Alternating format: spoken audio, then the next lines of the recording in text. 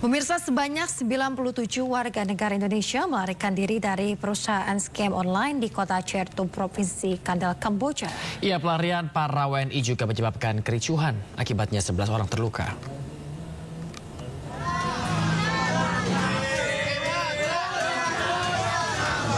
Insiden kaburnya 79 WNI dari sebuah lokasi yang diduga perusahaan penipuan scam terjadi pada 17 Oktober lalu dan menjadi viral di sosial media. Sebagian besar dari mereka berhasil diamankan oleh pihak kepolisian setempat, sementara beberapa lainnya dilarikan ke rumah sakit di kota Chertou, Kamboja untuk mendapatkan perawatan. Kasus ini menjadi sorotan akibat maraknya praktik perekrutan tenaga kerja Indonesia ke luar negeri melalui tawaran kerja palsu. Modus yang digunakan umumnya menjanjikan gaji tinggi, namun korban justru dijebak untuk bekerja di perusahaan yang menjalankan aktivitas penipuan daring.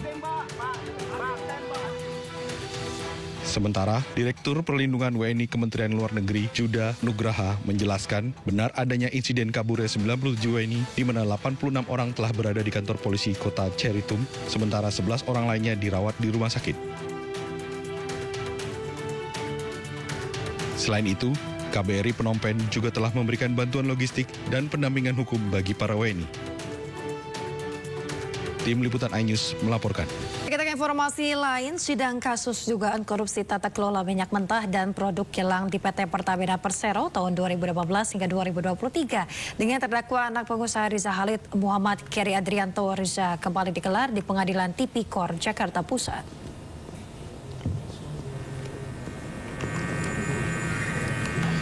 Sidang mendengarkan keterangan dua saksi mantan petinggi Pertamina, yakni mantan Direktur Pemasaran dan Niaga PT Pertamina Persero, Hanung Budia, dan mantan Direktur Logistik PT Pertamina, Alfian Nasution.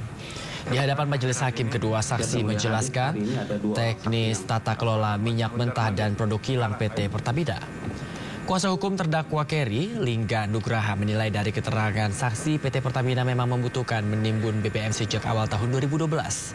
Sebelumnya, jaksa penuntut umum mendakwa Keri dan dua terdakwa lainnya terlibat dugaan korupsi tata kelola minyak mentah dan merugikan negara hingga 285,1 triliun rupiah.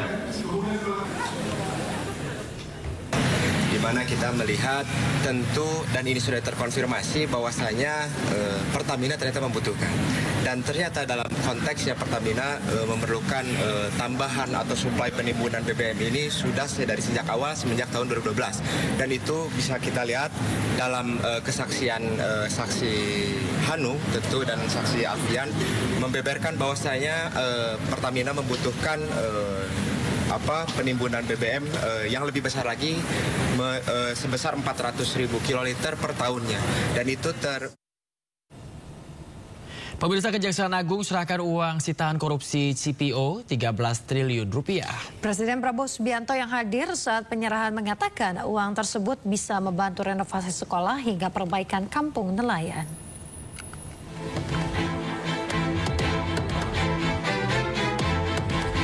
Kejaksaan Agung resmi menyerahkan uang hasil sitaan dari tersangka korporasi di kasus dugaan korupsi CPO. Total kerugian negara yang berhasil diperoleh mencapai 17 triliun rupiah. Namun sekitar 4,4 triliun rupiah belum diserahkan karena penundaan penyerahan dari dua korporasi. Total lebih dari 13,2 triliun rupiah uang yang disita diserahkan kepada negara melalui Kementerian Keuangan dan disaksikan secara langsung Presiden Prabowo Subianto. Tumpukan uang senilai 2,4 triliun rupiah dihadirkan langsung di lokasi konferensi pers. Jaksa Agung ST Burhanuddin menyerahkan berita acara penyerahan kepada Menteri Keuangan Purbaya Yudi Sadewa. Penyerahan uang pengganti dari Kejaksaan kepada pemerintah diapresiasi Presiden Prabowo Subianto. Terlalu banyak pejabat yang lengah atau lemah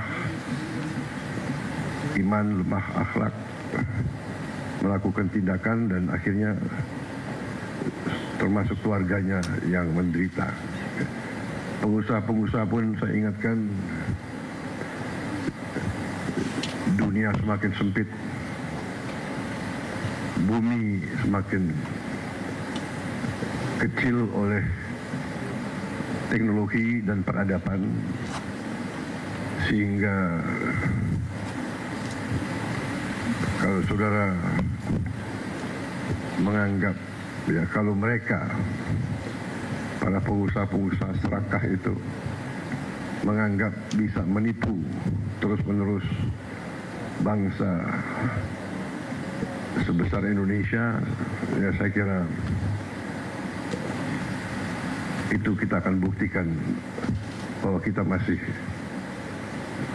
eksis, masih kuat, dan kita bertekad untuk menegakkan kedaulatan kita demi rakyat kita.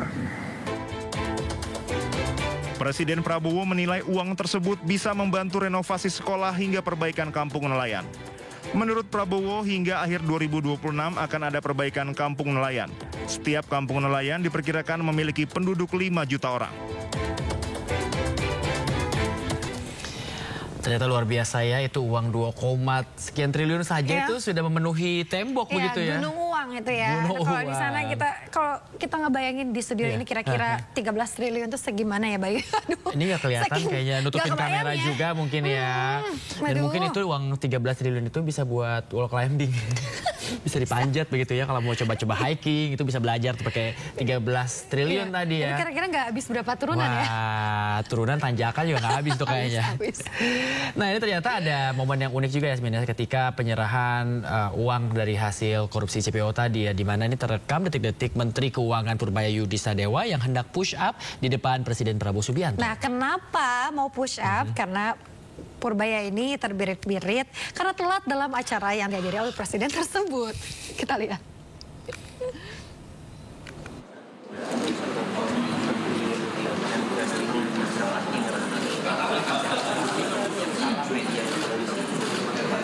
Ada kejadian menarik saat penyerahan barang bukti korupsi di Gedung Kejaksaan Agung Jakarta Senin pagi.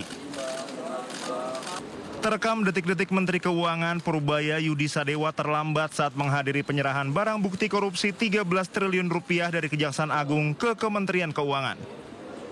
Awalnya Presiden Prabowo Subianto sudah tiba terlebih dahulu bersama dengan Jaksa Agung ST Burhanuddin. Prabowo berbincang dengan Jaksa Agung di hadapan setumpuk uang yang merupakan hasil pengungkapan kasus korupsi.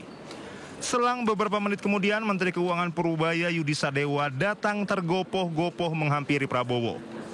Purbaya kemudian memberi salam hormat kepada kepala negara. Gestur Purbaya pun terlihat membungkuk seperti orang meminta maaf. Kemudian Purbaya hendak melakukan push up, namun hal itu dibatalkannya setelah Presiden Prabowo menepuk bahunya.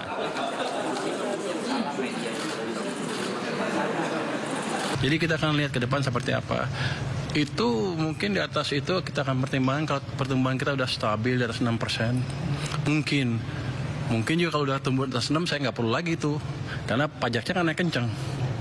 Jadi kita lihat dulu seperti apa perkembangannya ke depan. Pak, tadi saya saran itu maksudnya apa sih? Aku di kisaran yang terlambat tadi hampir disuruh push up gue tuh. Kemarin push up aku, waduh, gue udah mau gini. Tadi terlambat lagi ya. Bapak kemarin kan Bapak kan bilang mau melakukan penangkapan besar-besaran Pak sama oknum bea cukai dan pajak Pak. Nanti hari Jumat kita update hari Jumat ya. Purbaya pun kemudian mengikuti kegiatan penyerahan uang pengganti kerugian negara senilai lebih dari 13,2 triliun rupiah. Uang tersebut didapat dari pengungkapan kasus korupsi dalam perkara tindak pidana korupsi pemberian fasilitas ekspor crude palm oil atau CPO dan turunannya. Tim Liputan Anyus melaporkan.